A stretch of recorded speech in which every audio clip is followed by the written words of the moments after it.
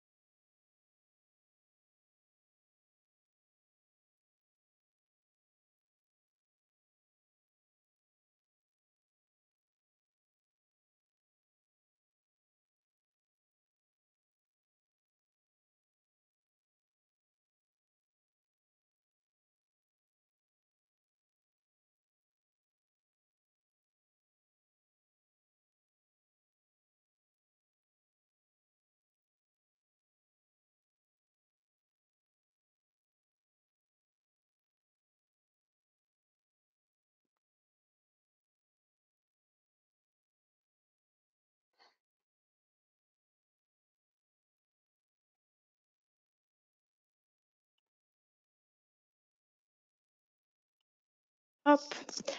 Allez, on va démarrer. On est déjà 97 connectés. Merci beaucoup. Donc, merci à tous d'avoir répondu présent à notre webinaire Danse et photographie hors scène, animé ce soir par Ace de HK Visual. Donc, merci à toi, Ace, d'avoir accepté de nous parler de ton travail et plus précisément de la photo de danse. Alors, je rappelle à tous que vos micros sont coupés et qu'une session questions-réponses est prévue en fin de webinaire. Surtout, n'hésitez pas, envoyez vos questions, vos remarques dans le chat, vos commentaires, vos impressions. Ace prendra le temps à la fin du webinaire pour y répondre. Voilà, donc bon webinaire à tous et Ace, c'est à toi. Yes, merci beaucoup. Ça me fait super plaisir d'être là. Donc, pour faire simple, Ace, donc je m'appelle Ace, je suis photographe, mais ça, je pense que vous le savez déjà. Et aujourd'hui, on va parler un petit peu d'un thème qui me tient à cœur dans ma photographie. C'est la danse qui occupe une part très importante dans mes travaux depuis mes débuts. En gros, pendant 1 heure, on va parler de mes débuts, comment j'ai débuté en photographie, comment j'ai été petit à petit introduit à la danse, mes premiers pas dans la photographie de danse, comment j'ai développé mon style, où j'en suis aujourd'hui et vers quoi je me dirige, la façon dont je traite mes photos et la façon dont je les retouche. Et à la fin de tout ça, comme il a été annoncé, on aura une petite session de questions-réponses par rapport à tout ce qui aura été évoqué dans ce webinaire. Donc sans plus attendre, on va débuter. Donc, comme je vous le disais tout à l'heure, pardon, je m'appelle Hayes et j'ai commencé la photographie aux alentours de 2009-2010. C'est la période durant laquelle j'ai eu ma toute première caméra, mon premier réflexe. Et à l'époque, je faisais beaucoup de photos d'événements, de photos de concerts et de soirées privées. Je faisais ça tout simplement parce que ma famille et moi avons débuté une association à l'époque à Strasbourg, car à l'époque j'habitais à Strasbourg, et pour promouvoir les différents événements qu'on réalisait, ces événements culturels qu'on faisait avec notre association, et ben, il fallait des images, du contenu, et donc je me suis entre guillemets un petit peu dévoué pour faire ces images-là et les diffuser sur Internet. Donc c'était mon premier contact un petit peu avec la photographie. Et de fil en aiguille, les gens commençaient à me poser la question sur est-ce que tu fais ça en dehors de cet assaut? Est-ce que tu proposes aussi tes services, tu pourrais proposer tes services pour d'autres? Et petit à petit, j'ai commencé à songer en fait à me professionnaliser et à proposer un petit peu mes services en tant que photographe professionnel. Pour la danse, pour ce qui est de la danse, ma femme, à l'époque, prenait des cours de danse. Elle s'intéressait beaucoup à la culture hip-hop. Elle prenait des cours de danse, des cours de popping, une des disciplines de la danse debout dans la danse hip-hop. Et ça m'a amené à m'intéresser à la discipline et à la suivre en fait dans ses déplacements lorsqu'elle allait voir des shows, des spectacles, évidemment les battles. Donc au début, c'était aux alentours de notre région, donc en Alsace et à Strasbourg. Et petit à petit, on était amené à voyager pour voir d'autres événements en Allemagne, par exemple, aux Pays-Bas et à Paris, puisque de gros événements de danse hip-hop se produisaient à Paris. D'ailleurs, il me semble que je vais vous montrer, pour que vous ayez une idée, quelques photos que je réalisais à l'époque, justement, euh, pour ces battles. Voilà. Alors, j'ai eu du mal à faire une sélection parce que je fais partie de ceux qui, j'ai du mal à regarder un petit peu mes travaux passés et puis c'était un petit peu enfoui dans mes disques durs. Mais voilà, en gros. Alors ça, c'est pour les spectacles. Alors, on met ça en plein écran. Hop. Voilà. Alors ça, c'est des images que j'avais réalisées pour un spectacle de danse. C'était les 20 ans, je crois, d'un crew super connu de Wanted à Paris, à la Villette. Et qu'est-ce qui se passe? Voilà, on va faire ça comme ça. Excusez-moi. Et donc voilà, le type de photo que j'ai réalisé à l'époque, en live, sur scène. Et, et ça me plaisait beaucoup. Donc on voyageait pas mal pour ce genre de photos. Et donc mon premier contact avec la danse, ça a été la danse hip-hop. Donc ça, ce sont des exemples de photos. Vous avez même mon ancien logo Black Do. À l'époque, c'était le blaze que j'utilisais. Donc ça, c'était sur scène et il me semble que j'ai quelques exemples de photos en battle. Voilà. Donc ça, ce sont les photos que j'ai réalisées en battle. Alors, il faut savoir que ma femme aussi s'intéressait à la photo à l'époque. Et donc, on avait 2 boîtiers. Et elle aussi, de temps en temps, prenait des photos. C'était mon binôme. Prenait les photos avec moi sur ces événements. Alors, il y a un mélange il y a un peu de tout là-dedans. Il y a des événements d'Allemagne, aux Pays-Bas, à Strasbourg et à Paris, par exemple. Ça, c'était au Juste Debout, à Paris, Bercy. Donc, dans les années, il me semble, 2013, 2014. Ah, c'est écrit là, 2013.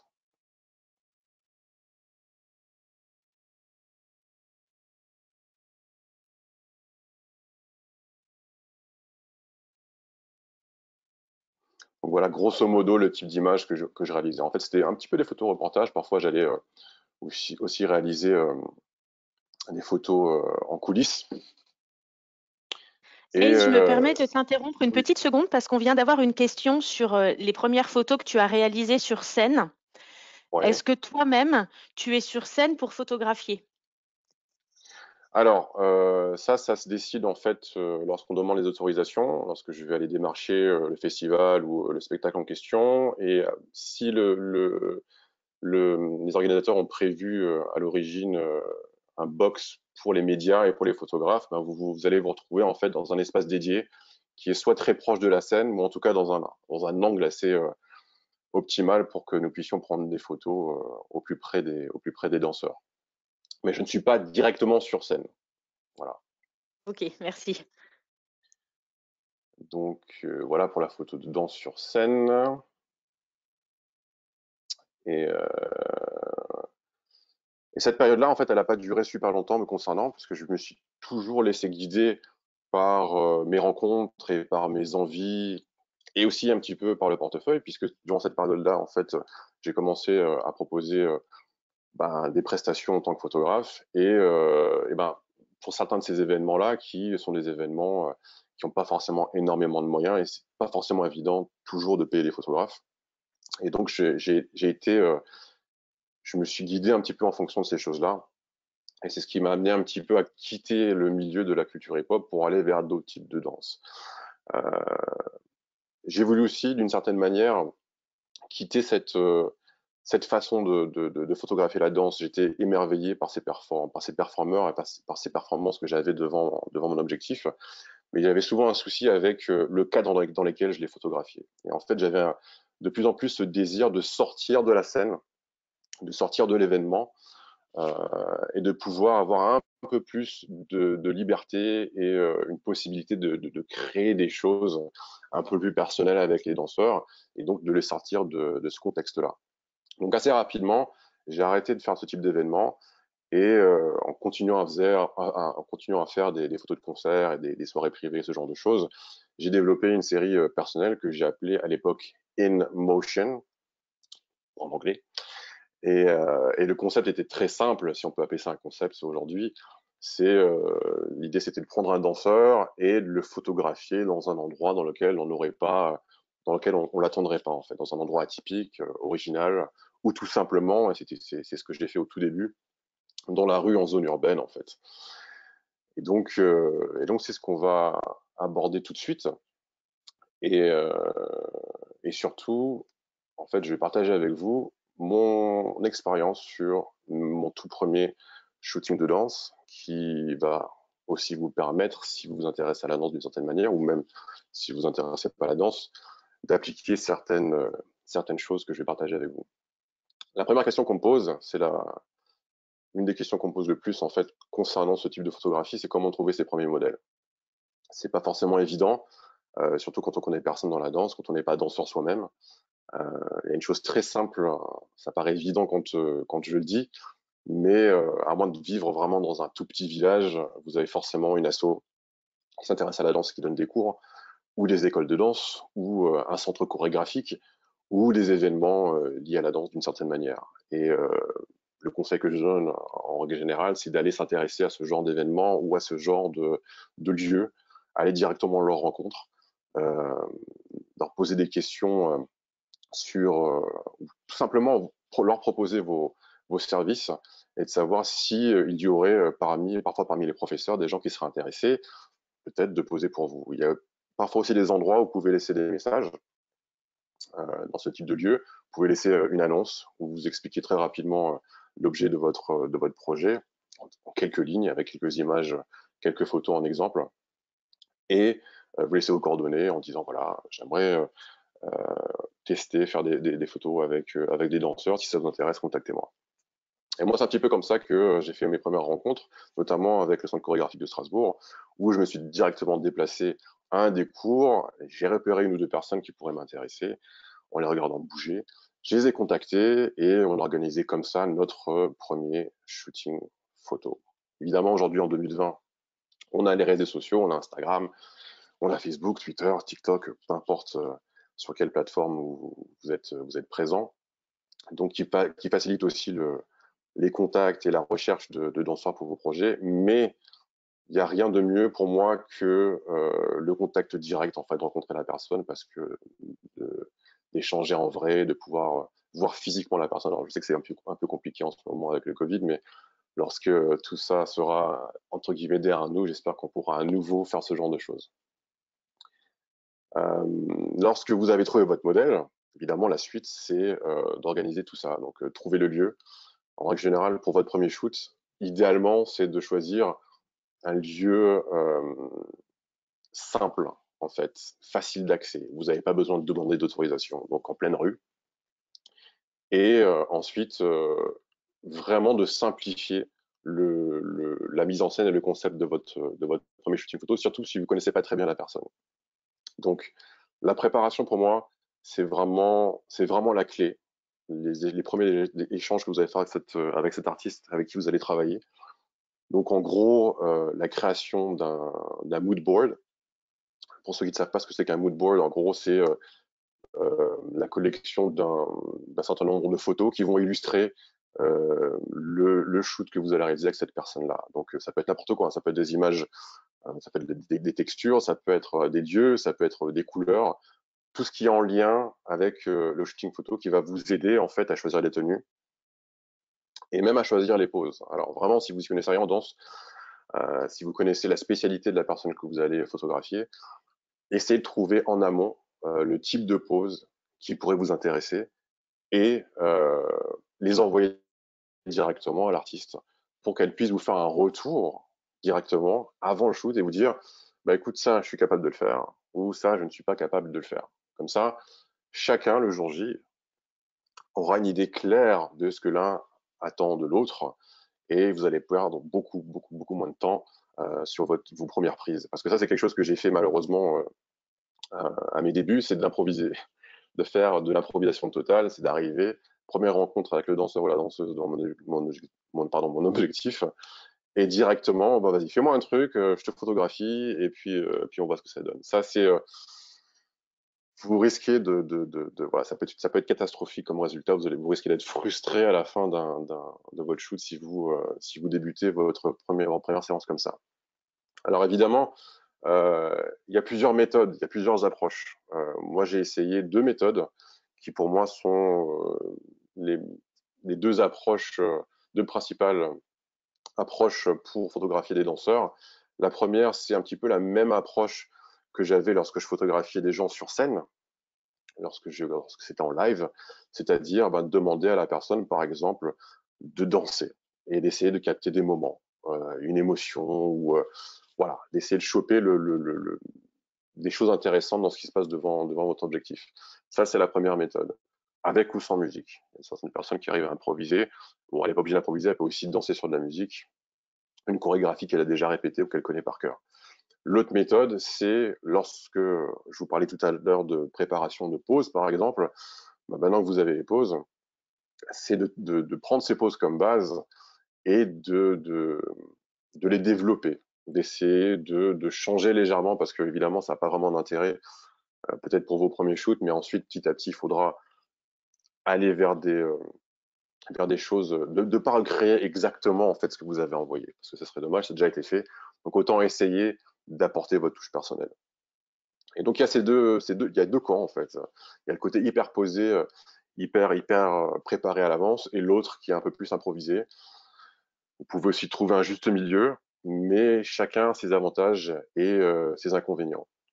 L'avantage de l'improvisation ou de la chorégraphie qui sera, vous allez capter l'instant et le moment, c'est que vous allez capter quelque chose d'authentique. C'est-à-dire que s'il y a une émotion ou s'il y a vraiment quelque chose on va dire, si vous voulez capter la vérité de la danse, d'une certaine manière, si je puis dire, c'est la meilleure façon de faire.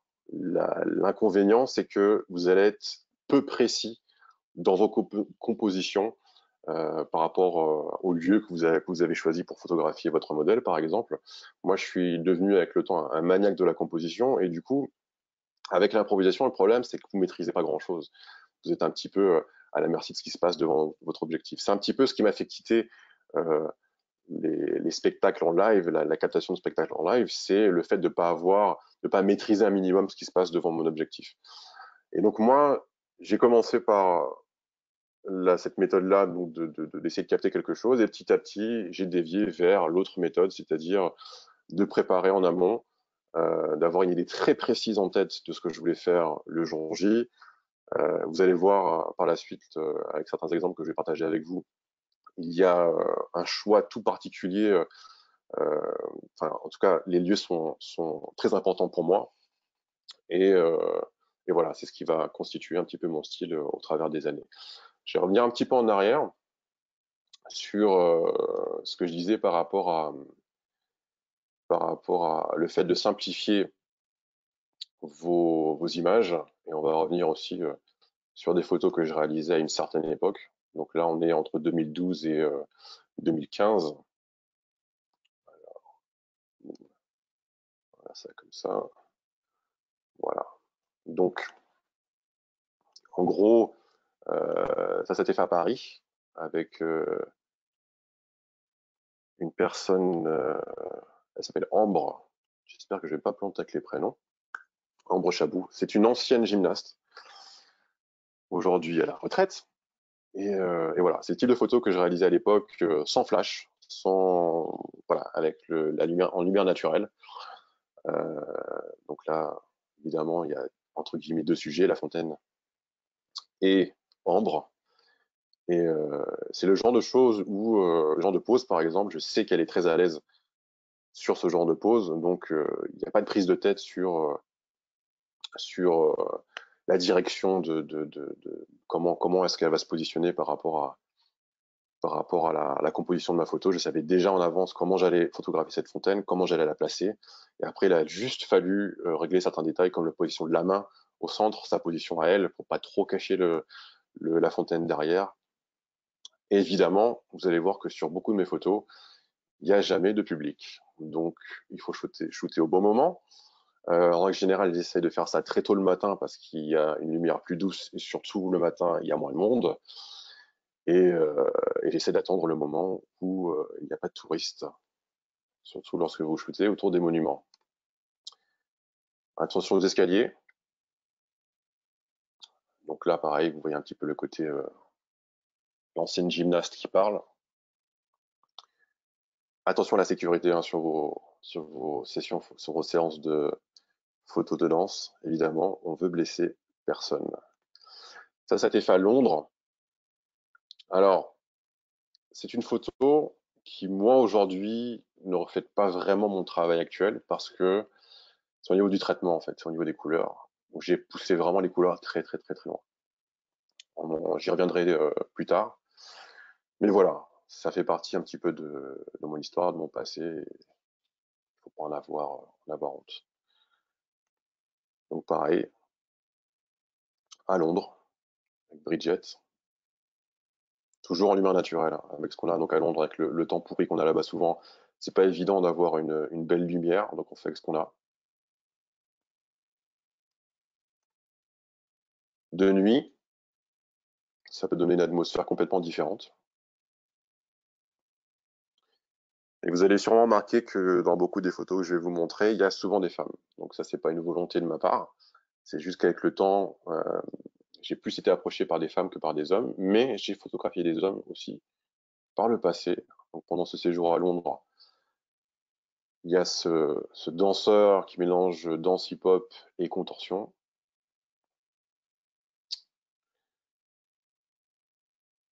Ça, je crois que ça date de 2014 ou 2000, je sais plus quelle année, mais ça a quelques années maintenant. Petite anecdote sympa sur cette photo-là, c'est qu'on s'est fait jeter en fait. Donc je parlais d'autorisation, simplifier les choses, shooter en extérieur. Bon bah à Londres c'est un peu moins évident puisque partout où vous marchez, vous n'êtes pas à l'abri que ce soit un trottoir privé ou je ne sais quoi. Il y a énormément de caméras là-bas. Et on a juste eu le temps de faire cette photo-là et on s'est fait jeter, je crois même pas une minute après, une super engueulade. Donc on a bougé, on a trouvé un autre lieu, on a fait cette pose un peu de contorsionniste. Encore une autre. Là, pour le coup, on a eu l'autorisation du bâtiment derrière. On a pu la faire dans la foulée. Donc, vous voyez un petit peu le travail de la symétrie. Je vous parlais de la composition tout à l'heure. Donc, c'est quelque chose, j'adore la symétrie. J'adore les lignes. Et c'est quelque chose qui est difficile à gérer lorsque vous improvisez, en fait. D'où cette approche systématique, pour moi en tout cas, de la mise en scène et de placer très précisément ça peut être la tête, ça peut être les coudes, ça peut être les jambes, etc. dans un endroit précis de la photo, quoi. Ça à Paris, à l'Institut du monde arabe, pareil, en extérieur. Alors là, on était presque en milieu de journée, donc la lumière était déjà super dure. Mais je trouve qu'elle est, voilà, un peu de nostalgie sur cette photo. Très bon moment avec Iria. Et à l'intérieur de l'Institut du monde arabe, on a essayé de jouer un petit peu avec les percées de lumière. Ace, je me permets, tu Dis-moi. parlais il y a quelques instants de faire attention quand on fait des prises de vue à l'extérieur. On voyait ta danseuse dans les escaliers avec une posture très impressionnante. On a une Ouais. question. En cas d'accident du modèle, le photographe pro est-il responsable et doit-il contracter peut-être une assurance pro pour ces cas-là? Oui, il faut une assurance. Je le faisais pas à l'époque, c'est pas bien, donc ne le faites pas. C'est valable aussi pour tous les accidents liés au matériel, hein. Il faut une assurance pour ça, surtout. En fait, aujourd'hui, j'ai plus trop le choix parce que la plupart des shoots maintenant sont faits, c'est des shoots pro, donc il y a des assurances derrière, que ce soit contracté par moi directement ou par mon client. Donc voilà, donc faut faire super attention. Vous êtes responsable de votre shoot, surtout vous êtes responsable. Voilà. Je sais pas si si j'ai bien répondu à la question. Je pense que oui, il faut assurer ses arrières. Ouais, Merci. de rien. Et donc, où est-ce que j'en étais? Donc ça, c'était voilà, pour simplifier, l'humain naturel, tôt le matin, si vous voulez avoir des rues vides. C'était un petit peu mon approche au départ. Et bah d'ailleurs, je crois que j'ai une petite vidéo backstage qui vous me permettra un petit peu de me voir en action.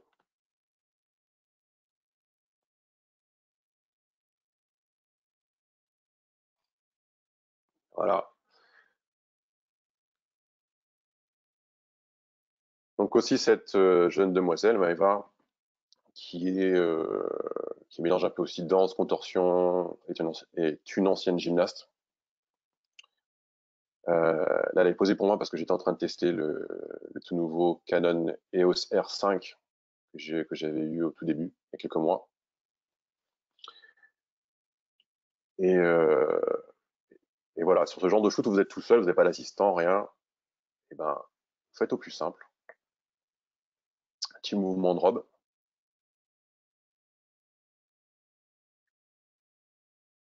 Vous voyez, quelques directions. Je peux être un peu pénible des fois. Mais ça vaut le coup. Alors, on nous demande dans le chat, tu as déjà un petit peu évoqué le sujet, ce qui t'a amené Ouais. à choisir des artistes et des danseurs. Alors, moi, c'est en complément de ce que j'ai déjà dit, en fait, comme je parlais de ma femme qui faisait de la danse à l'époque et qui m'a amené à différents festivals, à différents spectacles. Après, j'ai été pris de passion, tout simplement, j'étais impressionné par ces danseurs, par leurs performances et avec le temps aussi, parce que vous allez voir il y a beaucoup, dans mes travaux, il y a beaucoup d'images qui ont été faites avec des danseuses classiques. J'avais l'impression à l'époque, j'ai encore l'impression aujourd'hui que la danse classique, en fait, la précision de la danse classique allait bien avec ma façon de faire des photos, c'est-à-dire d'être hyper précis sur certaines choses. Et en règle générale, je m'entends mieux avec les danseuses classiques qu'avec les danseurs contemporains ou dans d'autres disciplines, par exemple. Voilà. Et c'est une passion qui m'a pas lâché depuis, puisqu'encore aujourd'hui, je m'intéresse de très près à la danse, même si je fais d'autres photos, même si je travaille pour d'autres choses, je fais d'autres choses dans mes travaux. La danse, je pense, fera toujours partie intégrante de ma photographie. Merci beaucoup. De rien. Alors, donc, tout à l'heure, je parlais des premiers pas dans la photographie, du fait de simplifier, le mood board. Ah oui, quand je parlais des différents échanges, c'est surtout bien aussi de connaître les limites, les capacités du danseur que vous allez photographier. C'est pour ça que moi, Alors, attendez juste un instant, je crois que j'ai un petit souci.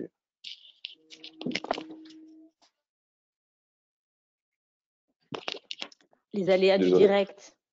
Ouais, j'ai eu un petit souci avec mon portable qui a commencé à vibrer. Bref. Donc je disais, en fait, de bien connaître les capacités de son danseur, et c'est pour ça que les échanges en amont sont hyper importants, parce que on a toujours tout de suite tendance à vouloir à faire des photos comme celles qu'on voit sur Instagram, sur les réseaux sociaux, qui font des milliers de likes, et souvent ce sont des poses extrêmes, comme déjà certaines photos que je vous ai montrées. Donc des jambes qui vont super haut, des écarts hyper impressionnants, des saltos arrière ou ce genre de choses qui ne sont pas forcément à la portée de tout le monde. Donc parfois, des choses très simples peuvent être très jolies en fonction de la façon dont vous allez le présenter. Donc ces discussions vous permettent vraiment d'ajuster votre shoot par rapport à ça peut être votre client ou tout simplement votre projet perso. Donc si c'est une personne qui n'a pas forcément énormément d'expérience dans la danse ou qui a une petite carrière, eh ben, essayez de vous adapter un petit peu à ce que cette personne sait faire. Donc ça, c'est super important. Et dans le cadre si, imaginons que vous avez envie de vous professionnaliser, de vous spécialiser dans la danse, une autre chose qui est hyper importante pour moi et une erreur que je vois souvent aujourd'hui dans les photographies que je vois sur Internet, c'est le fait que le photographe a tendance à un peu trop regarder son nombril, en fait, à regarder un petit peu, à se dire, bon, tiens, ce qui est le plus important pour moi, c'est la façon dont moi j'ai pris la photo et le danseur, c'est pas grave. Les deux sont super importants. C'est-à-dire que, par exemple, dans ce classique, il y a certaines poses qui ne fonctionnent pas avec certains objectifs ou avec certains angles. Et donc, il faut absolument vérifier sur place avec le danseur ou la danseuse si la pose a été bien exécutée et si l'angle permet de voir la pose correctement. Si c'est pas le cas, vous avez beau avoir une super expo, une super compo, peu importe, votre photo elle est ratée. Donc, c'est très important pour vous, en termes de crédibilité, mais aussi important pour le danseur. Alors, évidemment, je parle dans un cadre professionnel. Si c'est juste pour le fun, il n'y a pas de souci.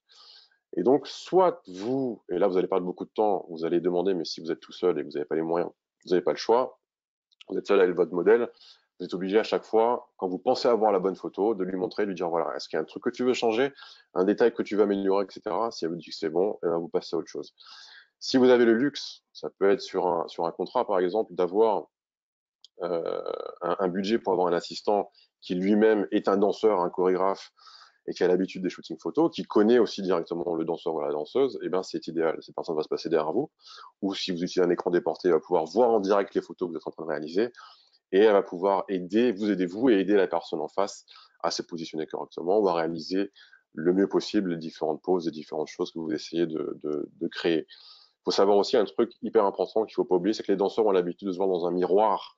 Et lorsque vous êtes dehors ou dans un lieu, vous n'avez pas de miroir. Donc, très compliqué pour eux, même si vous leur donnez des indications, de voir ce qu'ils font et de se corriger. Donc, d'avoir cette paire d'yeux supplémentaire avec vous, c'est vraiment, vraiment, c'est plus que du bonus, quoi. C'est un luxe que si vous pouvez vous le permettre, ben, faites-le. Voilà.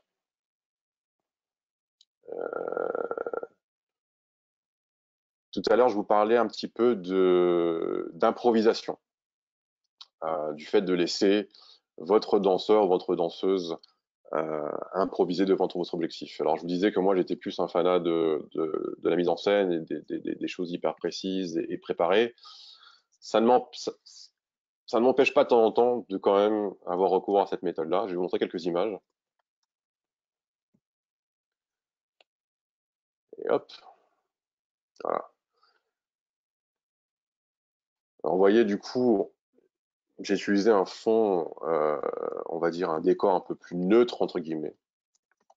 Et là, bon malheureusement, j'ai pas d'exemple vidéo backstage pour vous montrer un petit peu comment s'est déroulé le shoot. Mais la séquence d'images, en tout cas les images que je vais vous montrer, ont tous été faites pendant qu'elle dansait devant mon objectif. Donc moi, j'essayais de capter différentes choses qui me paraissaient intéressantes en fait.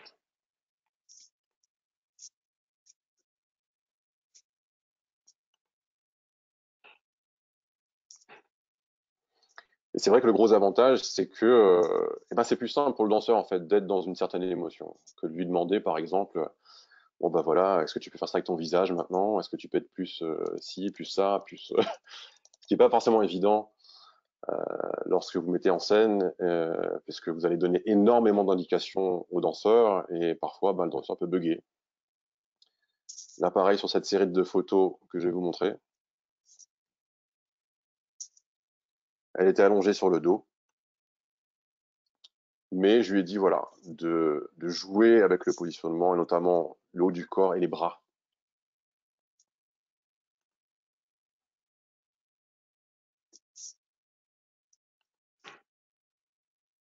Mais encore une fois, l'inconvénient, c'est que moi, en tout cas moi, j'ai plus de mal lorsque je laisse improviser à envisager d'avoir derrière un décor plus complexe. Voilà.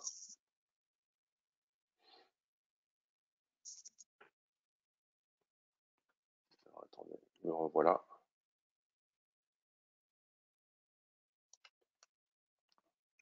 Donc, petit à petit, évidemment, mon style a évolué. Et ce que je pensais être un concept, donc à l'époque, parce que je me suis dit, la photographie de danse, ça doit pas être quelque chose de super répandu. Et en fait, quand on s'y intéresse et qu'on cherche un petit peu, on se rend compte que si. Il y a énormément de gens qui s'y intéressent, de plus en plus encore, j'ai l'impression aujourd'hui, avec différents styles, différentes approches. Et je trouve ça génial parce que on peut aller prendre, s'inspirer d'autres photographes et de se dire, bah, tiens, ça, j'y ai pas pensé. Ça serait sympa de s'inspirer un peu de ce concept-là, sans copier, évidemment, mais prendre ça comme base et de l'amener ailleurs, toujours en amenant un petit peu votre style. Et je m'en suis rendu compte finalement vers 2016, lorsque j'ai fait ma première expo. C'est une très courte vidéo à vous montrer pour vous donner un petit peu une idée de l'expo que que j'avais réalisé à l'époque. Je crois que je l'avais ouvert ailleurs. Yes. Je vais faire ça comme ça. Voilà, donc c'est en 2016, à Strasbourg, au Centre chorégraphique de Strasbourg. Donc c'était des très très grands formats.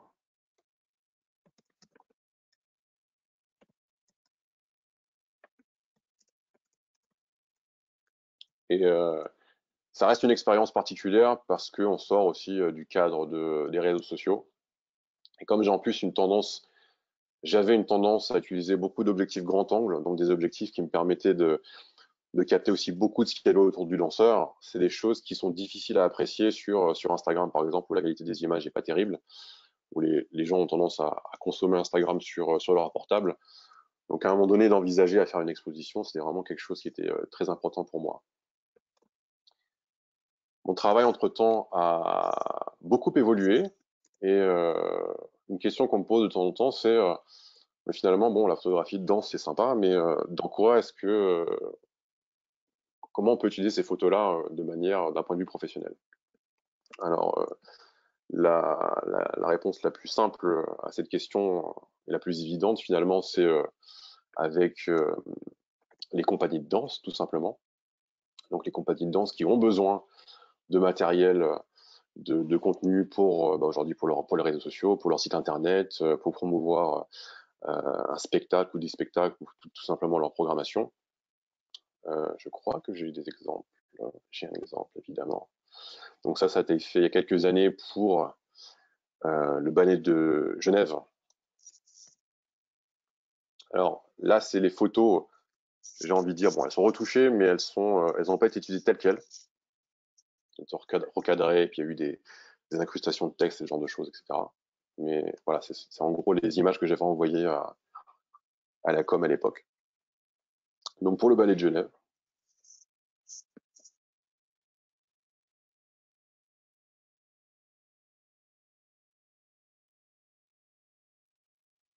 Donc là, pour une fois, on a des photos de groupe. On voyait au préalable que tu avais fait beaucoup de photos individuelles. Là, tu as des photos de Oui, groupe. c'est vrai, c'est vrai, c'est vrai, c'est vrai. C'est vrai que j'avais pas prévu d'en parler à la base, mais là je me rends compte au fur et à mesure que je parle.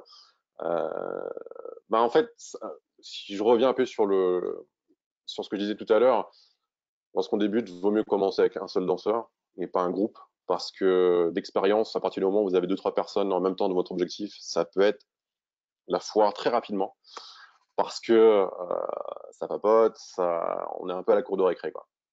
Donc, même quand on est dans un cadre professionnel, ça part très vite dans tous les sens, notamment quand j'étais pour ce shoot avec le ballet de Genève. Heureusement, évidemment, dans ce genre de contrat, c'est supervisé, il y a le chorégraphe qui est là, il y a toute une équipe qui est derrière, donc les choses normalement sont hyper carrées, mais même quand c'est hyper carré, même quand les gens savent exactement quel type de photo ils veulent, eh ben, vous voyez le danseur en face, ils sont 15, 20, 25 et ça papote dans tous les sens, etc. Donc ça, c'est un truc que les photos de groupe que j'ai fait beaucoup plus tard parce que voilà, faut gérer l'aspect humain.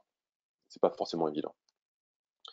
Donc je parlais donc pour des compagnies de danse éventuellement, ça peut être à titre individuel. Un danseur par exemple, alors ça c'est pas, je sais que ça se fait pas trop en Europe, mais aux États-Unis ça se fait un peu plus.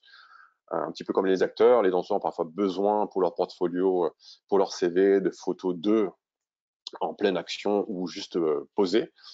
Ils vont pas forcément demander des photos comme ce que je viens de vous montrer parce que on n'a pas besoin de voir un décor comme ça, mais on a besoin de voir vraiment le danseur. Donc en règle générale, ça se fait en studio sur un fond hyper neutre avec une photo hyper cadrée sur le danseur. Donc ça peut être des demandes. C'est pas forcément le domaine dans lequel je voulais me spécialiser, donc j'ai pas trop fait de photos de ce type-là. Mais après, ces danseurs-là aussi, un peu comme les sportifs de haut niveau, ont finalement une carrière assez courte. Passer un certain âge, physiquement, c'est un peu compliqué. Et donc, certains d'entre eux ont envie d'avoir un beau souvenir de leur période où ils étaient physiquement au top. Et donc, c'est là où on peut leur proposer de faire de superbes photos avec une belle mise en scène, avec des costumes ou avec les vêtements qu'ils souhaitent. Et à ce moment-là, on peut délirer et aller très loin, quoi. Il y a aussi, attendez, alors j'ai parlé des ballets de Genève. Ah oui, à l'époque, je faisais un peu de hip-hop encore. Il y a le catalogue, parce que j'ai collaboré quelque temps avec la marque de flash Broncolor. Et ils m'avaient demandé une image, du coup, pour leur catalogue. Voilà. Donc évidemment, c'est pas le boxeur, mais le danseur de hip-hop que vous voyez là. C'est cette photo qui a été utilisée. Et dans cette session, on en a fait plusieurs.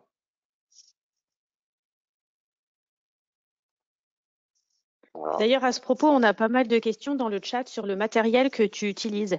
Boîtier, objectif, voire les exifs. Exif, ça va être compliqué. Pour le matériel, attendez, alors je vais aborder ça après.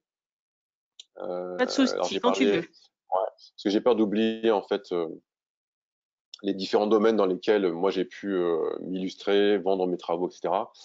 Euh, directement liés à la photo de danse. J'ai travaillé avec l'Office de tourisme de Toulouse, par exemple, où ça peut être une autre façon, par exemple, de voir des lieux très connus d'une ville, mais de les voir de façon un peu plus poétique, une certaine esthétique. Euh, alors, est-ce que j'arrive à toutes les trouver? Donc à l'époque, le projet m'a permis d'avoir accès justement à des lieux assez invraisemblables, dont des musées. Euh, C'était en extérieur et en intérieur. Donc, des musées. Alors attendez, est-ce que je trouve tout? J'avais tout à l'heure.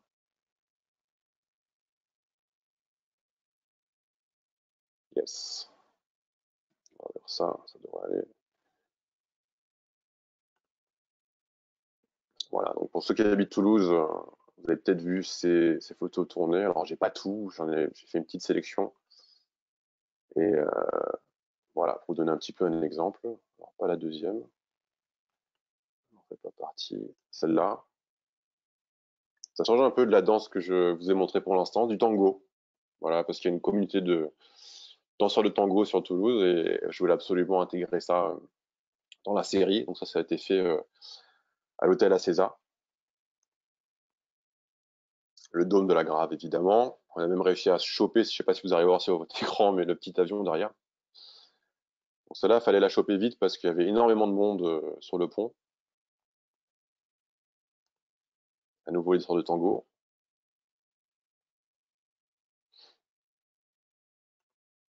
Et les églises, j'étais hyper fasciné par les églises pendant un moment, j'en ai fait beaucoup. Avec une danseuse qui, à l'époque, travaillait au ballet du Capitole. Et le dernier exemple que je vais vous montrer, c'est quelque chose que j'ai fait récemment pour un magazine qui promouvoit le no-tourisme. Un magazine qui s'appelle Pulp. Et cette photo, vous avez peut-être vu, donc a fait la couverture du magazine. un magazine dont Le Parrain et Jean Dujardin. Et là, je vais vous montrer la photo en grand pour que vous puissiez voir vraiment à quoi elle ressemble, pas coupée. Voilà. Donc, photo qui a été réalisée au Château Pape Clément à Bordeaux, proche de Bordeaux. Donc, pour revenir un petit peu sur le matériel, j'ai travaillé avec plein de différents boîtiers en fait. J'ai commencé chez Canon. J'avais un 5D Mark III à l'époque. Pour les objectifs, j'utilisais pour tout ce qui est grand angle, le 16-35, la version 2, et le 24-70, qui est longtemps resté vissé sur ma caméra parce cet objectif peut un peu tout faire. Et ensuite, j'ai basculé sur le Mark IV et l'EOS R. Et plus récemment, dont la photo que je viens de vous montrer, j'ai basculé sur du GFX. Chez vous, Fujifilm, pardon, Fujifilm, pas évident à dire. Donc j'ai commencé avec le GFX 50S, ensuite avec le Fujifilm le GFX 100, et évidemment, lumière naturelle, pas de flash. Les flashs que j'utilise maintenant depuis un bon bout de temps, je vous ai montré tout à l'heure le catalogue de Broncolor, donc j'utilise les flashs de la marque suisse Broncolor depuis quelques années maintenant. Pour les exifs, alors moi alors sur Instagram, je reçois plein de messages en privé dès que je poste une photo, on me dit voilà quels sont les réglages, quelle était la puissance du flash, est-ce que tu peux donner plus de détails, etc. C'est des choses que je mettais quasi systématiquement sur mes publications, mais que j'ai arrêté de faire parce que pour moi ça n'a pas grand sens, ça n'a pas de sens en fait, parce qu'il y a peu de chances que vous retrouviez avec le même type de modèle, avec le même type de peau, que vous retrouvez à faire l'exacte même photo dans le même lieu avec la même lumière ambiante. Donc vous allez retrouver avec des infos qui vont pas forcément beaucoup vous aider. En tout cas, c'est mon sentiment. C'est des questions que moi, j'ai vite arrêté de poser à l'époque où j'ai débuté la photographie à d'autres photographes qui avaient plus d'expérience que moi, parce que je me rendais compte qu'en fait, j'avais jamais le résultat que eux avaient sur leurs propres images. Moi, j'encourage vraiment les gens, une fois qu'ils ont maîtrisé plus ou moins les réglages de leur appareil, de tester énormément chez eux. Vous n'avez pas besoin d'avoir tout de suite des danseurs pros ou des super danseurs autour de vous. Vous pouvez demander à vos voisins, à votre copain ou votre copine, à votre entourage proche, pour faire vos tests lumière et pour vous tester différents scénarios et différentes choses. Et apprendre à analyser les photos, c'est-à-dire regarder les photos des photographes que vous admirez et regarder où sont placées les ombres, où est-ce que peut être placée la lumière. C'est des choses qui, à force de le faire, vous allez vous rapprocher de plus en plus de l'approche de certains photographes et de leur style, et vous pourrez plus facilement appliquer ensuite cette technique-là à vos propres photos parce que vous avez fait ce chemin inverse. Et on ne vous aura pas donné tout cuit dans le bec des informations qui vont être très compliquées à appliquer puisque lorsque ça ne marchera pas, vous serez incapable de savoir pourquoi. C'est mon point de vue, évidemment. Donc voilà. Donc là, c'était pour la partie application des différentes photos. J'ai perdu un petit peu le fil du coup. Je voulais montrer. En fait, mon travail, au tout début, je vous avais dit que le concept de la danse et du fait de photographier ces danseurs dans des lieux atypiques, je considérais plus ça comme un concept parce que c'est quelque chose qui était maintenant fait et refait des milliards de fois.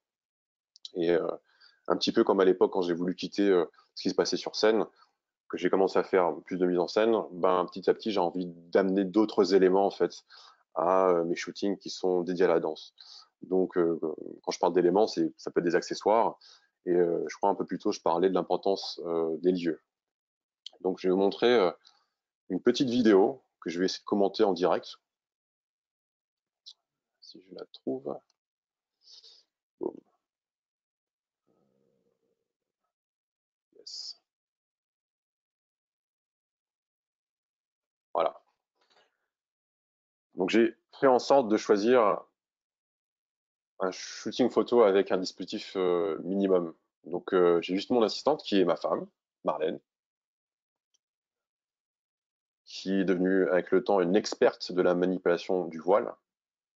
Et sur ce shooting-là, en fait, on essayait de trouver, enfin moi j'essayais de trouver une nouvelle méthode de faire ces images avec des robes ultra longues ou avec des voiles qui volent, sans avoir une équipe derrière moi. Parce que c'est pas forcément toujours évident d'avoir, on n'a pas forcément les moyens à chaque fois d'avoir 3, 4, 5 personnes qui vous assistent. Et donc, est-ce que je peux faire ça seul ou en tout cas avec une personne? Là, vous avez même l'évolution de l'image en post-prod. Et on a utilisé exactement la même technique sur la deuxième photo. Un peu le même procédé, mais là, la robe et le voile aura un peu moins d'importance dans la photo. Parce que je voulais mettre aussi en valeur les tableaux qu'il y a autour et le plafond. Alors, pour ceux qui étaient intéressés tout à l'heure par la caméra que j'utilise, là, c'était pendant la période où je testais aussi l'EOS R5. Et vous avez deux flashs à gauche, à droite, des Broncolor. Ce sont les Cyros L, 800 watts. Et là, évidemment, alors, personne n'a posé la question pour l'instant, mais je pense que ça peut intriguer des gens sur l'utilisation de la rafale. Je suis pas un fan, mais sur des photos où vous avez des éléments qui sont imprévisibles, comme le mouvement du voile, par exemple, comme vous venez de voir, j'ai pas trop le choix en fait, parce que je sais, c'est impossible de voir exactement ce qui se passe, et le voile est souvent imprévisible dans son mouvement. Alors en intérieur ça va encore, mais en extérieur c'est vraiment très compliqué de pouvoir avoir la maîtrise de ce genre d'éléments.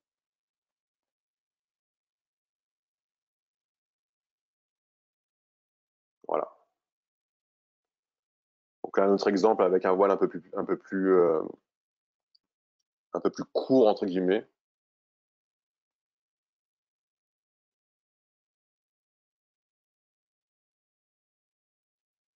Je montre évidemment, comme je vous le disais tout à l'heure, parce que j'ai personne pour m'épauler au niveau de la pose de la danseuse, donc je lui montre. Comme ça, elle peut me faire un retour directement. Et évidemment, ça ne lui plaisait pas, donc on va le refaire.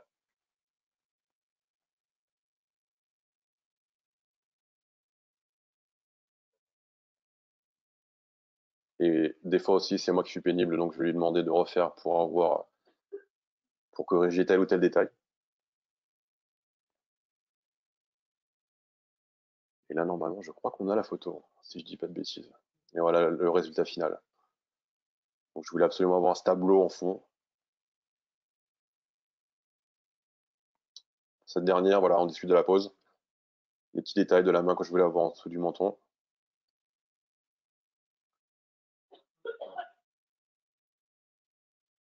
Et là, vous pouvez le voir à l'image, j'utilise le 2870 f2 de chez Canon.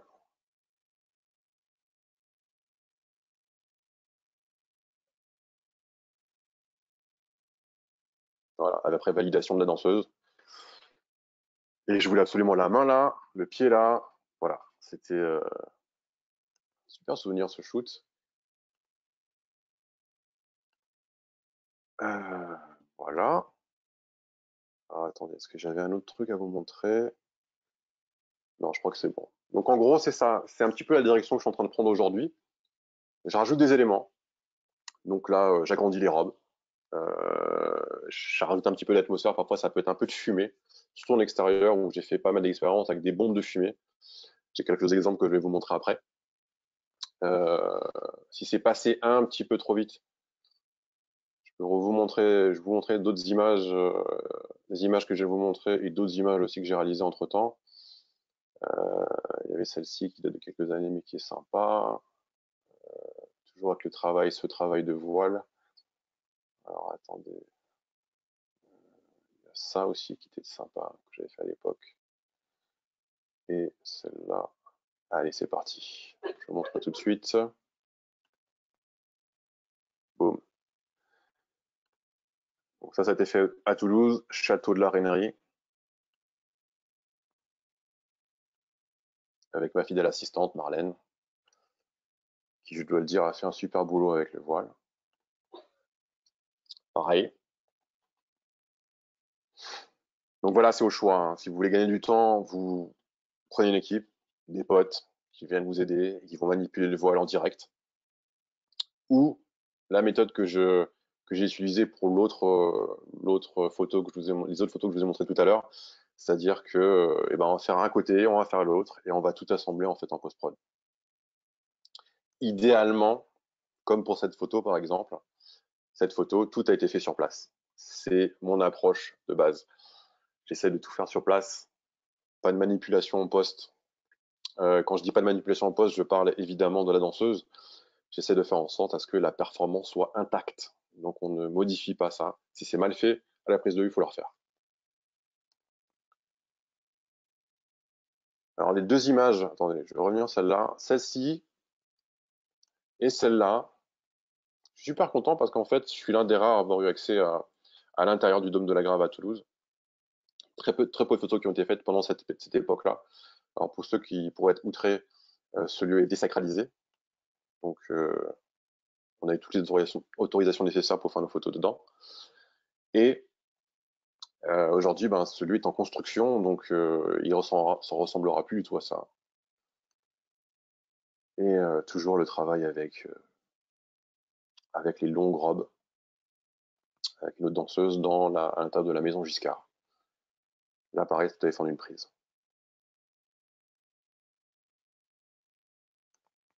Voilà dans les grandes lignes. Je vais aborder maintenant la post-prod, le traitement, partie intégrante en fait du travail. Comment est-ce que je traite mes photos, à quel point. J'ai déjà rapidement abordé le sujet tout à l'heure en disant que je ne touchais pas à la performance. Donc encore une fois, je ne vais pas placer une jambe là ou un orteil là ou je ne sais quoi d'autre. Ou si la personne ne peut pas faire, elle ne peut pas faire. Donc il faut s'adapter. J'en ai parlé tout à l'heure et donc on essaie de faire en sorte. Et c'est aussi, vous serez plus fier de vos photos en fait. Moi, je pourrais pas assumer de me dire, de présenter une photo et de dire et de savoir qu'on l'a complètement modifiée dans Photoshop. Ça, c'est quelque chose que je pourrais pas vivre avec en fait. Donc la performance, elle est intacte. Et à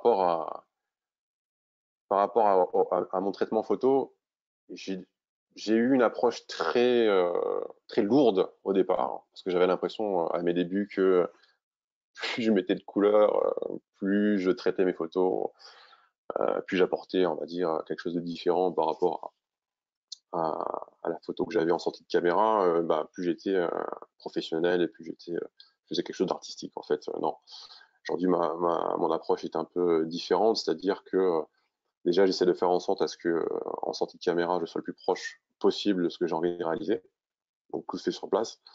Et ensuite, comme disent les Anglais, less is more. J'ai même tendance parfois à laisser passer une nuit, je repose mes yeux et le lendemain, je reviens sur une photo et je me rends compte que je suis allé trop loin, donc je prends un peu de recul et je vais enlever certains éléments. J'enlève un peu de saturation, un peu de contraste et voilà quoi. Donc, je vais vous montrer quelques images pour vous montrer un petit peu la façon justement dont je traite mes photos.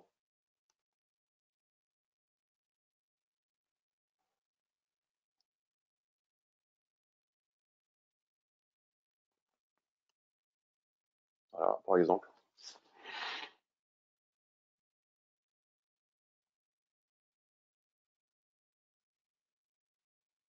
Avant, après.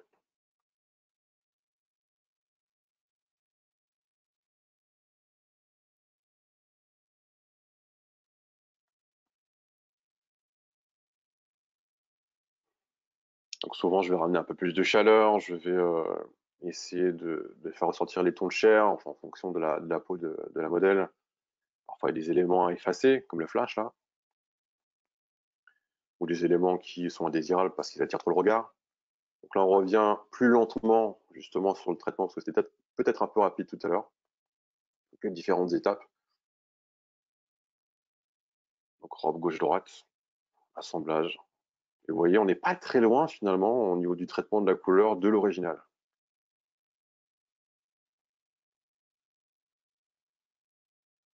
Idem en fait sur la deuxième photo qu'on a réalisée ce jour-là. J'aurais pu me Est-ce que tu contenter mesures de... la lumière avec un flashmètre, Hayes? Alors, non, je ne le fais plus. La raison pour ça, c'est que je suis pas à l'aise en fait avec, même si c'est super précis, avec un flashmètre pour avoir exactement l'exposition qu'il faut, et ça j'en suis conscient. Maintenant, c'est vrai qu'avec le temps et l'expérience, j'ai pas besoin de faire 15 000 tests pour pouvoir avoir la lumière que je veux. Shooting grossesse et dense, avant, après. Donc aujourd'hui, je n'utilise pas de flashmètre.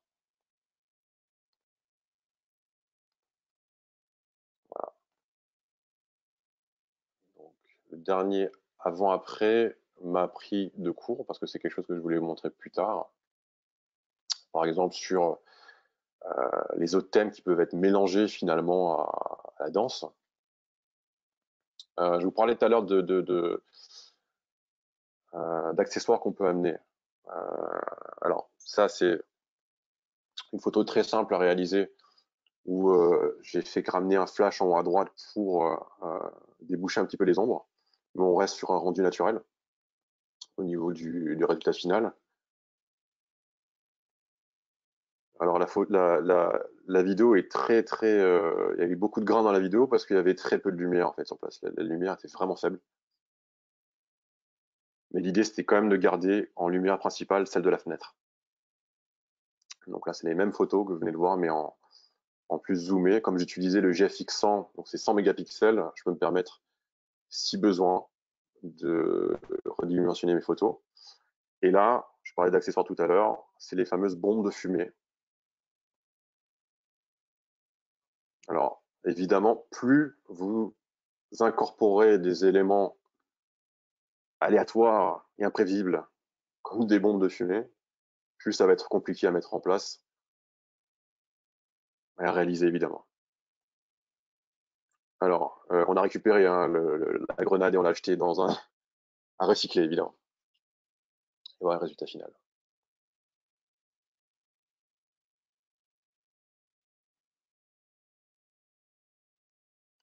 Est-ce que j'avais autre chose derrière? Superbe, je le dis parce qu'on a plein de gens qui nous disent dans le chat que c'est superbe.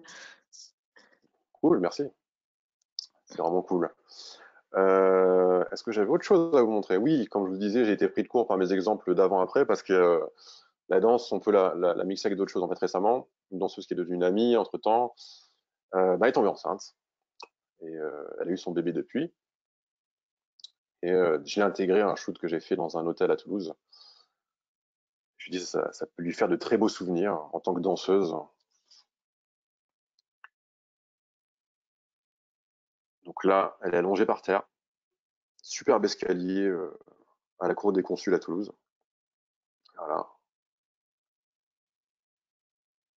Et le fameux mes travaux avec les voiles, toujours, encore et toujours.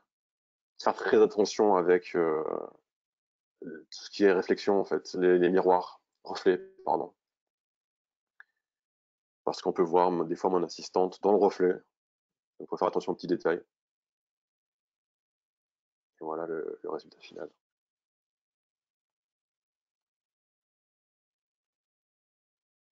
Alors, je crois qu'on arrive au bout de ma présentation. Alors, on a plein de questions. J'espère qu'on va réussir à répondre à toutes les questions. Si ce n'est pas le cas, on vous enverra des petits mails avec les réponses puisqu'on a toutes les infos concernant les personnes qui nous ont posé des questions. Alors, elles sont forcément pas forcément en corrélation avec ce que tu viens tout juste de nous dire. Ça remonte parfois au début de ta présentation. Qu'est-ce qui t'a amené à choisir des artistes, des danseurs? Qu'est-ce qui m'a amené à les choisir, c'est-à-dire Oui, plutôt que en particulier ou la oui, discipline en elle-même? des artistes, des danseurs. Donc je suppose que c'est pourquoi pourquoi des artistes, des danseurs plutôt que un autre corps de métier, je pense. Bon, en fait, je me suis intéressé à la danse, mais entre-temps, bon, là, j'ai pas pu vous les montrer, mais je me suis intéressé aussi au cirque, au sport. En fait, tout ce qui est en lien avec le corps et le mouvement. Je sais pas, il y a un truc que je vois dans le corps et dans le mouvement et dans tout ce travail que ces artistes ont réalisé pour sculpter leur corps et faire certaines de leurs prouesses, en fait. Vous pouvez le voir là sur mon l'écran de mon ordinateur, par exemple. Ils font des choses incroyables. Et ça m'inspire tout le temps, en fait. En règle générale, lorsque je choisis un lieu, c'est souvent en lien avec le danseur, lorsque j'ai échangé avec. Je sais plus ou moins ce que cette personne est capable de faire. Et je vais pouvoir me projeter dans le lieu. Et c'est comme ça que, vice-versa, en fait, entre le lieu et le danseur, que je vais choisir tel ou tel profil. Après, des fois, j'ai pas le choix. Ça peut être le client qui me contacte directement, donc si j'essaie de travailler avec il ou elle, moi, je vais travailler avec cette personne-là. ou si c'est pour une marque ou pour une entreprise, par exemple, et qu'ils veulent intégrer de la danse dans leurs images, pareil, j'ai pas forcément mon mot à dire. Donc voilà. Mais la danse, je pense que ça a toujours été une inspiration, ça restera toujours aujourd'hui. Ma passion pour la danse n'a jamais changé. Bon, je suis pas devenu danseur pour autant, mais voilà, c'est quelque chose qui me tient à cœur et qui me fait vibrer en fait. Je sais Ok. pas si voilà, ça répond à la Oui, si question. on me dit qu'a priori, tu as répondu à la question. Tu parlais justement à l'instant du choix des lieux que tu as, soit c'est entre guillemets une commande, soit c'est toi qui fais une proposition de lieu.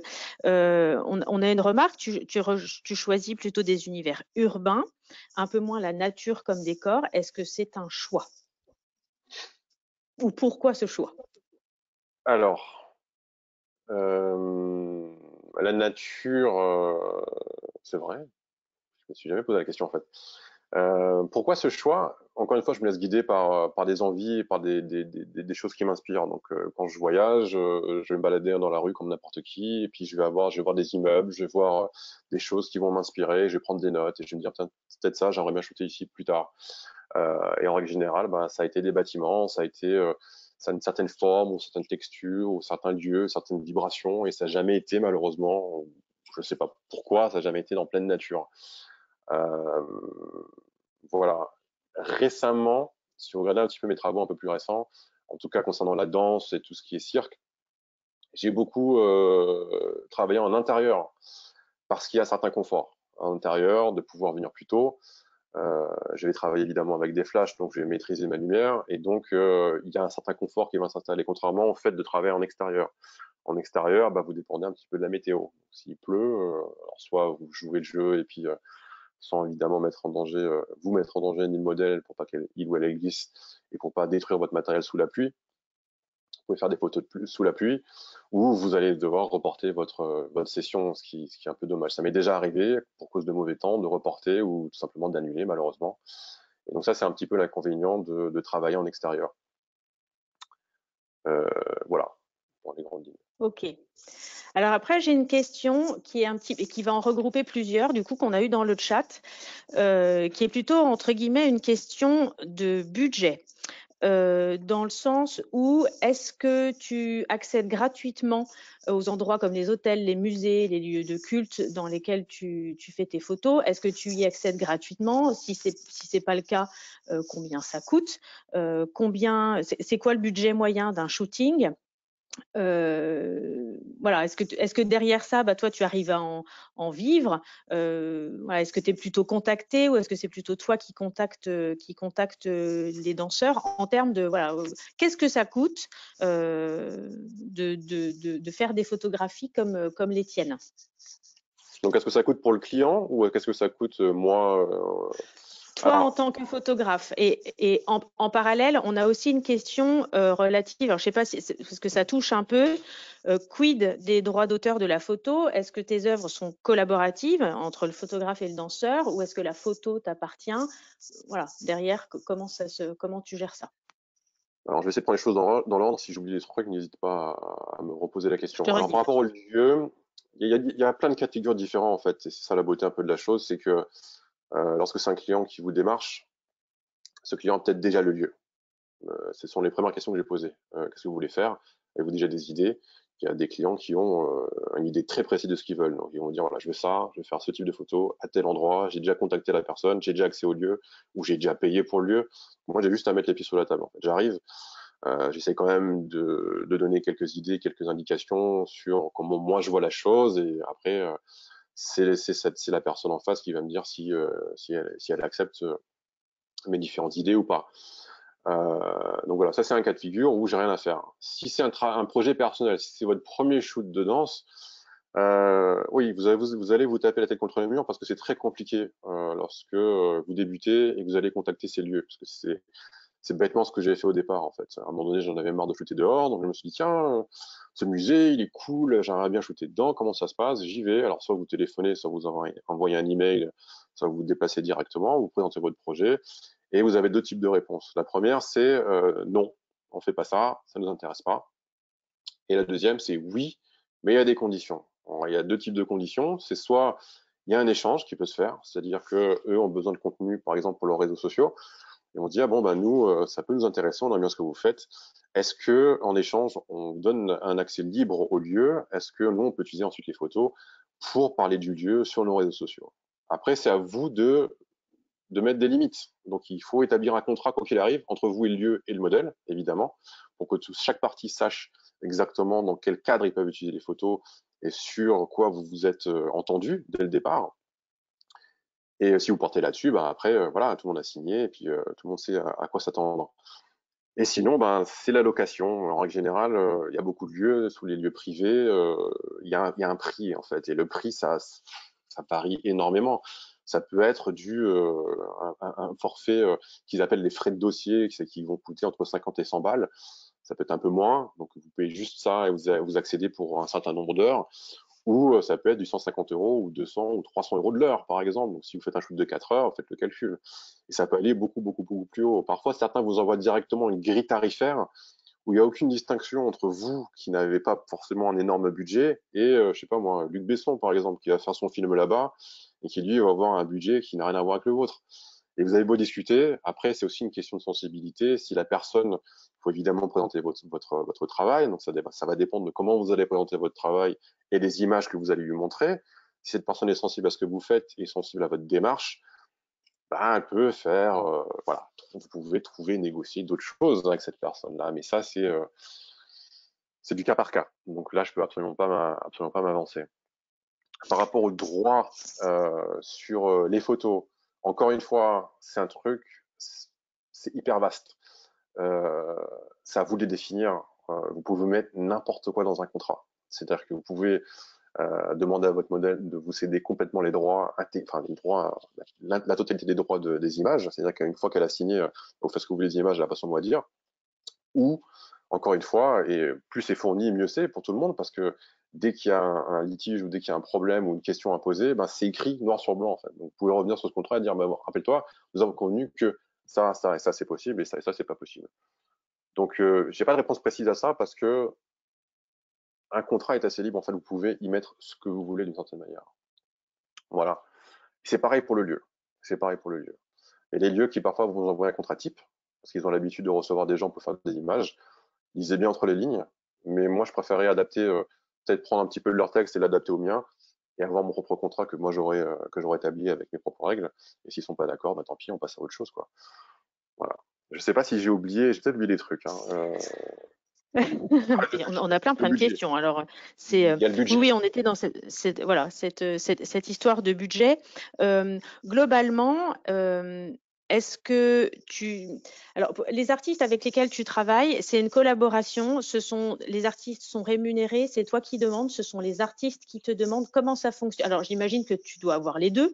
Voilà, Toi c'est ce que je vais dire en fait. Un mélange de voilà, tout pour ça. tes projets à toi et en même temps, je te laisse, vas-y. Alors, il y a un mélange, il y a plein de choses différentes, plein de cas de figure. Il y a eu mes tout débuts où c'était clairement une collaboration, donc un échange entre moi et le danseur, parce que j'avais besoin d'images, je n'avais rien à montrer. Donc après, il y a grosse confiance du danseur qui avait aucune idée de ce que je savais faire, donc qui est venu en disant mais quel va être le résultat de ce shoot. Donc au début, vous n'avez pas trop le choix en fait. Je me voyais mal demander une rémunération dès le départ. Et avec le temps, bon bah je me suis fait une petite réputation dans le milieu. Donc il y a des gens qui me contactent directement. Donc comme je vous disais au tout début de ce webinaire, il y a des danseurs qui ont envie d'avoir un souvenir de la période où ils ont été au max de leurs possibilités dans leur danse, et donc ils vont faire appel à moi pour avoir une approche artistique pour leurs images et pour avoir un joli souvenir de cette période-là. Et donc c'est eux qui vont me payer à ce moment-là, donc on va établir un contrat, il y a des forfaits pour le nombre de photos, le nombre d'heures. Après, je fais du cas par cas à chaque fois pour les danseurs parce que c'est jamais le même type de projet. Voilà, ça peut être directement donc, je vous parlais de l'office de tourisme. Ça peut être l'office de tourisme qui me contacte, qui me rachète. Ça peut être un rachat de photos qui ont déjà été réalisées, ou ça peut être une réalisation de photos spécifique pour une entreprise. Et à ce moment-là, je vais faire un devis sur, ben voilà, moi je vois ça. Pour réaliser ça, ça et ça, il me faut 2, 3 assistants, il me faut tel ou tel accessoire, il me faut accès à tel ou tel lieu. Si vous n'avez pas l'accès, je peux me renseigner pour savoir quels sont les tarifs. Je mets ça dans le devis et après on négocie. Ok. Moi, je je crois pense que que là, j'ai tu fait le as bien tour. dit. Oui. Mm. Alors, du coup, je rebondis là-dessus. Quelle importance tu réussis à consacrer à tes projets personnels et en quoi ils sont différents de ceux qui sont demandés, rémunérés? Bah, moi, les projets personnels sont hyper importants parce que ce sont sur ces projets où je peux prendre mon temps. Et le temps, c'est du luxe, en fait, dans ce milieu-là. C'est-à-dire que ça peut aller très vite des fois, parce qu'il m'arrive de collaborer avec des gens avec qui j'ai déjà bossé par le passé. Et donc, le shoot, j'ai même plus besoin de communiquer avec certains danseurs, puisqu'on se connaît tellement bien que à peine je vais ouvrir la bouche et ils vont faire ce que j'ai demandé. Et, euh, et ça peut être entre 2 heures pour un shoot très rapide, jusqu'à 4, 5, 6 heures, parfois une journée, en fonction de la taille de la création. Par exemple, sur les images, celle qui est juste derrière moi, là, que je vous ai montré tout à l'heure, avec les voiles, avec ce type de création un peu plus complexe, etc. Et puis, dès que vous ajoutez des éléments, ça va prendre un peu plus de temps. C'est le seul moment où vous pouvez faire ça, parce que euh, vous devez des comptes à personne, en fait. C'est vous et votre imagination. Donc ça, pour moi, c'est hyper important parce que ça me permet justement de ne pas avoir une approche par rapport à mon métier du type, c'est pas un bureau, c'est pas un travail de bureau, quoi, où je me lève le matin, je me pointe en bureau à 9 heures et je rentre chez moi à 18 heures, quoi. Il n'y a pas de routine qui s'installe grâce à ça. Parce qu'après, lorsqu'un client va m'approcher, ben, comme je le disais tout à l'heure, il y en a certains qui savent exactement ce qu'ils veulent. Ça m'arrive à plusieurs reprises. Je vais prendre un exemple que j'ai montré tout à l'heure, par exemple le ballet de Genève. J'ai eu très peu de je sens pas ma patte en fait dans ces photos-là, en tout cas très peu, puisqu'ils savaient déjà, le lieu était déjà choisi, les costumes aussi, tout était choisi en avance, en amont, et quelque part, bon, c'est un peu triste hein, d'une certaine manière, bah, je suis venu pour appuyer sur un bouton en fait. Donc voilà, c'est trouver un équilibre entre cette liberté que je m'octroie dans les projets personnels et cette liberté parfois qui est sacrifiée lorsque je vais réaliser un contrat pour quelqu'un d'autre. Ouais. OK, super, merci. Alors, un petit peu de questions, alors un peu matérielles. On me demande si tu moi, j'y connais pas grand-chose, mais est-ce que tu shootes en RAW? Oui, toujours en RAW. Non, alors le JPEG, il y a toujours ce débat JPEG RAW. Il y a un moment pour le JPEG, il y a un moment pour le RAW. Le JPEG, c'est si vous devez livrer très rapidement vos photos et que vous savez en amont que vous n'avez pas besoin de retoucher vos images, vous allez en sortie de caméra, elles sont nickel. Ça peut être sur des événements, par exemple, les événements sportifs, ils shootent en JPEG les mecs, parce que petit poids, la taille des fichiers est réduite au minimum, et elles sont envoyées telles quelles, et puis après voilà, elles font leur vie. Pour le type d'image que je réalise, il y a quand même pas mal de traitements. Et l'avantage d'avoir des photos en RAW, c'est que vous avez du coup la possibilité de manipuler vos images sans détruire la qualité de votre image en fait, puisque lorsque vous altérez votre image quelque part, bah, vous la malmenez un petit peu.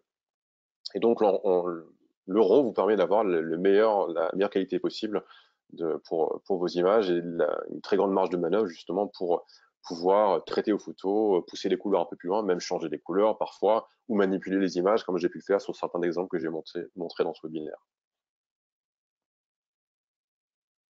OK, très bien.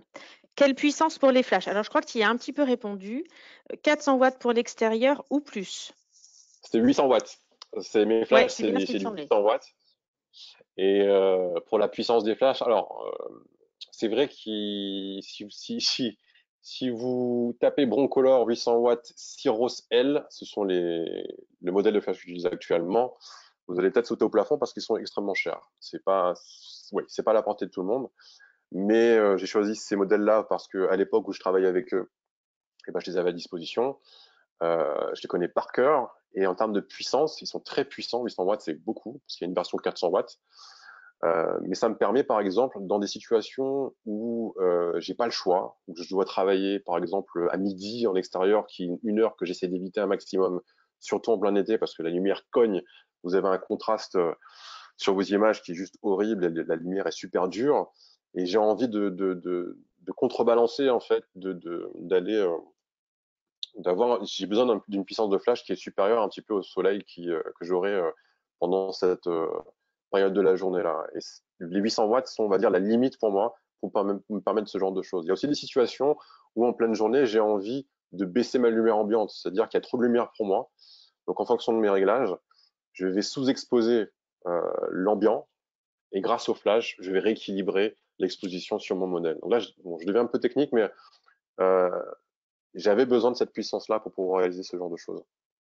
Évidemment, ce sont des images qui sont réalisables avec des flashs moins puissants, mais vous aurez moins d'options, ça sera plus facilement réalisable en intérieur parce que vous n'avez pas besoin d'autant de puissance, mais du coup, voilà, ça dépend aussi de ce que vous voulez réaliser, dans quelles conditions vous voulez réaliser. Alors, une question sur ton écran. On Yes. demande, il serait intéressant d'avoir ton feedback sur ton moniteur. Alors, moi, je viens de répondre dans le chat, on a des modèles qui vont du 24 au 32 pouces. Qu'est-ce que tu utilises toi alors, je sais que tu utilises du BenQ, voilà. Mais Ah bon? est-ce que tu en es content? Qu'est-ce que tu conseilles en termes de format, a priori? Alors moi, j'ai une très mauvaise vue. Vous voyez les gros carreaux que j'ai sur mon visage. Mais non, mais blague à part, j'utilise j'ai deux écrans qui sont juste derrière moi. Vous pouvez plus ou moins les deviner. Il y a le P3200 qui est éteint là, et l'autre qui est allumé, c'est le 321, c'est le SW321C.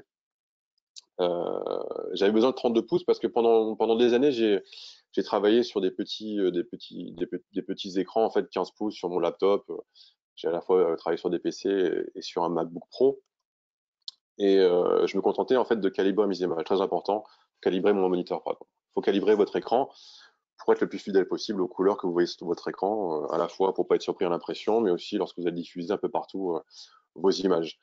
Et le truc, c'est que lorsque j'ai basculé sur mon premier 32 pouces, derrière, je me suis rendu compte qu'il y avait plein de choses que je voyais pas, en fait. Des petits détails, que ce soit parce que c'était trop petit sur mon écran, que parce que la résolution, la profondeur, par exemple, des ombres sur l'écran était beaucoup plus précise déjà sur le premier BenQ que j'utilisais, et encore mieux sur l'SW321C, qui est celui que j'utilise maintenant pour toutes mes images depuis 3 mois, je crois, si je dis pas de bêtises. Et lorsque je me suis rendu compte en fait que j'avais fait beaucoup de bêtises avec mes images, notamment, je vous ai montré tout à l'heure des images de ma première expo à Strasbourg, j'ai eu un coup de fil lorsque j'ai envoyé mes premiers fichiers de l'imprimeur qui a géré les impressions à l'époque de l'exposition, qui m'a posé énormément de questions sur le rendu de mes images, en me disant, voilà, sur telle et telle image, ça vire un peu vers le magenta, est-ce que c'est normal? Sur telle image, on voit plus rien dans les ombres, est-ce que c'est normal? Et en fait, je me rendais compte que ce qu'il voyait lui sur son écran, c'est absolument pas ce que je voyais moi sur mon écran. Eh, pourquoi? Et je m'en suis rendu compte des années après, en ayant un écran plus gros et surtout un écran calibré et de qualité, donc qui était fidèle, euh, qui avait un espace de couleur fidèle aux couleurs dans la vraie vie, si je puis dire. En tout cas, Oui. moins de surprises par la suite lorsque j'ai fait d'autres impressions et je suis plus confiant aujourd'hui quand je fais mes photos. Alors évidemment, sur les réseaux sociaux, ça m'importe un peu moins parce que vu la qualité de façon de la compression, notamment sur Instagram, on voit pas grand-chose. Mais dès que je sais que je vais utiliser ailleurs mes photos, donc ne serait-ce que pour l'impression, maintenant que je retouche sur un écran comme ça, je suis beaucoup, beaucoup, beaucoup plus serein. Donc après, ça dépend de ce que vous voulez faire avec vos photos, en fait. Si vous êtes un passionné, que vous faites ça en amateur, entre guillemets, et que vous n'avez pas forcément les moyens, parce que faut pas le négliger non plus, le prix de ces écrans n'est pas forcément donné à tout le monde, et ben, c'est pas forcément nécessaire. Comme je disais tout à l'heure, il faut calibrer vos écrans, super important.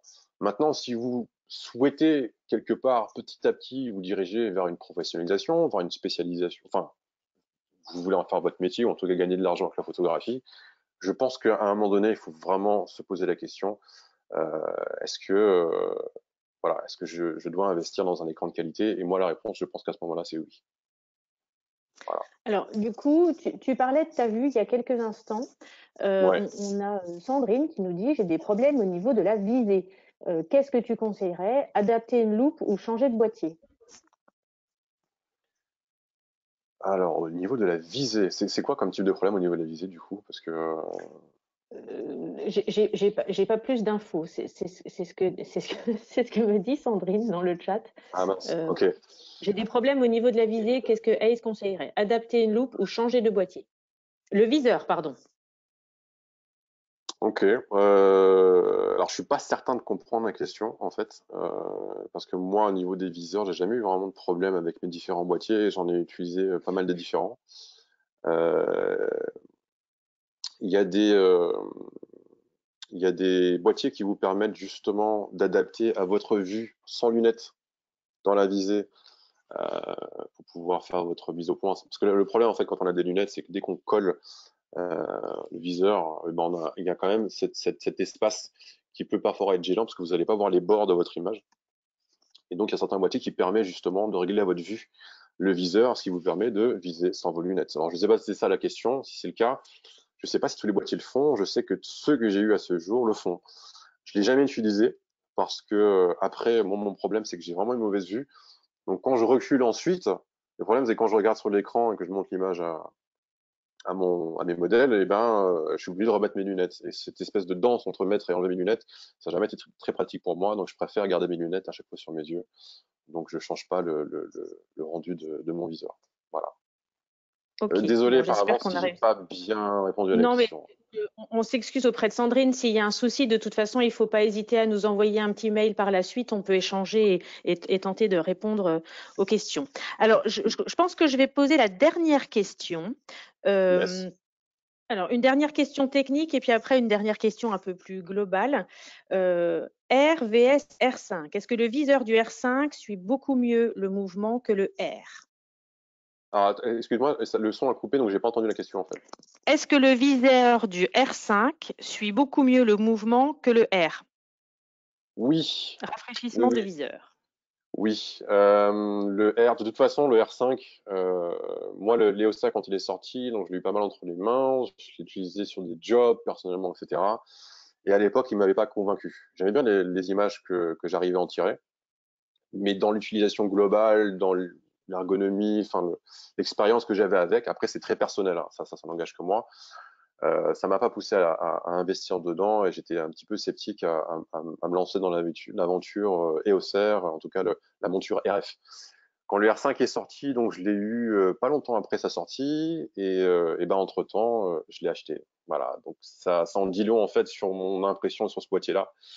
Je pense un digne successeur de la famille des 5D en mieux, on va dire, en mirrorless. Alors évidemment, il faut aimer le fait de ne plus avoir une visée optique, mais je trouve que c'est un très très bon boîtier pour la photographie. J'insiste sur la photographie. Pour ceux qui font de la vidéo, c'est encore une autre histoire. Voilà. Est-ce que tu as essayé les Nikon Z6? Malheureusement, non. Malheureusement, non. Je suis jamais allé chez Nikon. J'ai pu avoir entre les mains des boîtiers, j'ai pu avoir du Sony entre les mains. Sony, ça m'a toujours rebuté à cause de. C'est une question d'habitude en fait. Je suis pas très objectif à ce niveau-là parce que comme j'ai travaillé pendant 7 ans avec Canon, et ben, je suis super à l'aise du coup avec où sont passés les boutons, comment les menus fonctionnent, etc. Sony, ça m'a toujours rebuté. J'ai toujours eu du mal à rentrer dedans. Et donc, ça m'a jamais vraiment attiré.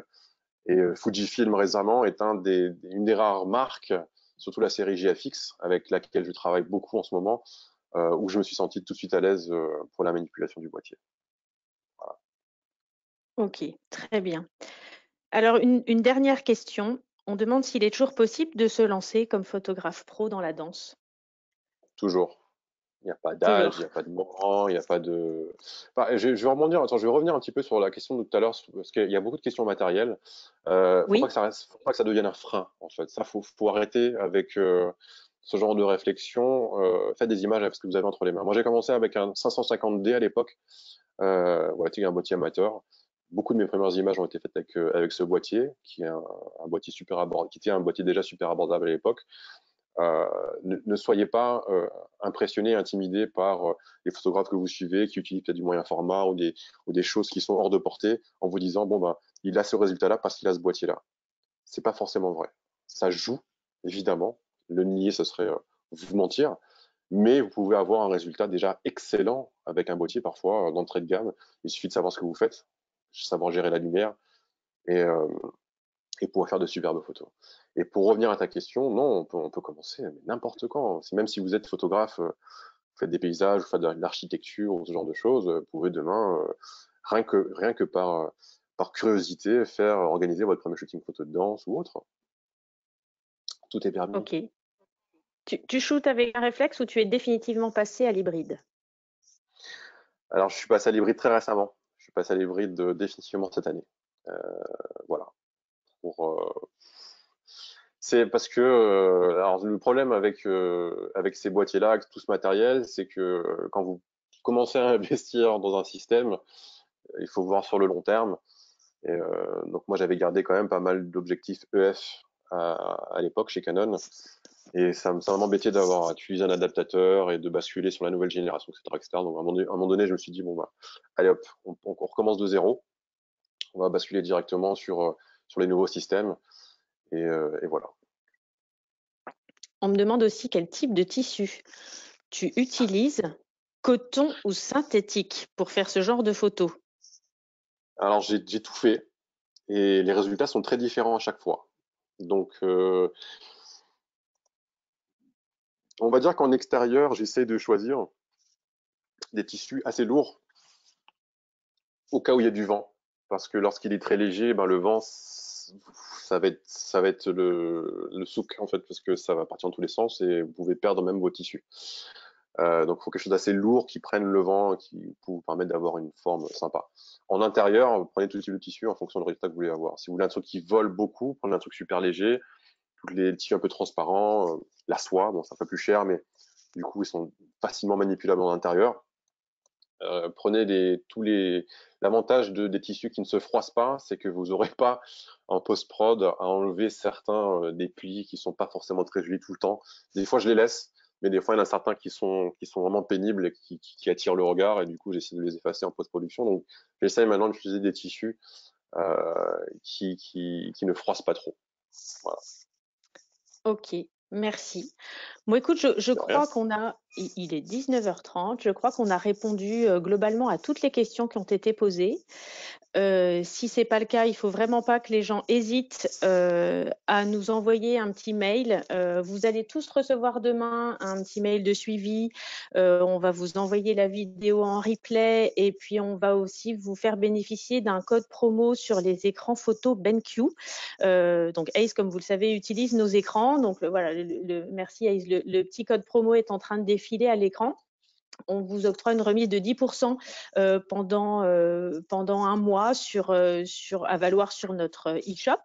Voilà, donc sur nos écrans pour photographes et designers, ce sont des gammes qui se complètent. Voilà, moi je tenais vraiment à te remercier chaleureusement pour la présentation de ton travail. On se retrouvera en 2021 pour voilà, partager d'autres sujets avec BenQ et surtout avec Ace.